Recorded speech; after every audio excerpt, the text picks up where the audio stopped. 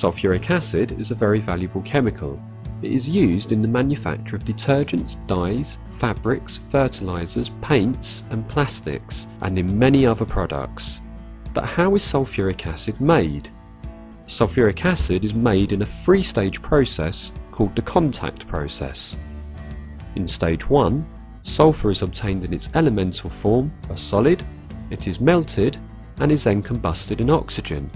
What do you think is formed at this stage? Could you write a chemical equation for this? Pause, think and continue when you're ready. The product formed at this stage is sulphur dioxide, and the chemical equation for this is shown. Did you get it right? In stage 2, the sulphur dioxide is converted into sulphur trioxide. The reaction is in equilibrium, which means that as the product is formed, the reverse reaction can also occur and it can break down into its reactants.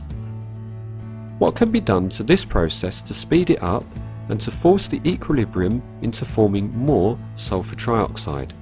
Pause the video and continue when ready. This reaction can be sped up to form sulphur trioxide by adding a catalyst, vanadium oxide. This is an exothermic reaction, which means it gives out heat.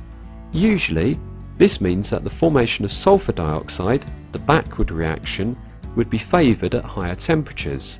However, the catalyst needs a temperature over 400 degrees centigrade for it to work, so the idea is a trade-off. The reaction actually takes place at 450 degrees centigrade. You need the gases to reach equilibrium within the very short time that they are in contact with the catalyst in the reactor.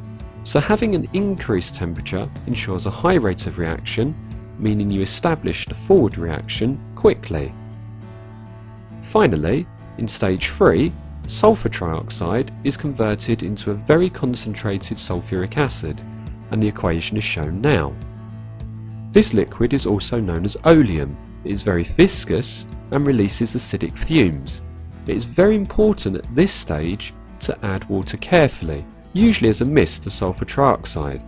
This is because the reaction is very exothermic, so mixing it with pure water would release a mist of sulphuric acid that would escape into the air. 99.5% pure sulphuric acid is then collected and is shipped off to where it is needed next. There are some acidic waste gases from stage 3 which can escape and cause local acid rain. Here's a challenge for you. What can you fit the chimney with to stop these gases from being released into the atmosphere? The correct answer is that the chimney is usually fitted with acidic scrubbers. These are bases like sodium carbonate. On contact, they neutralise the fumes, forming salt and water.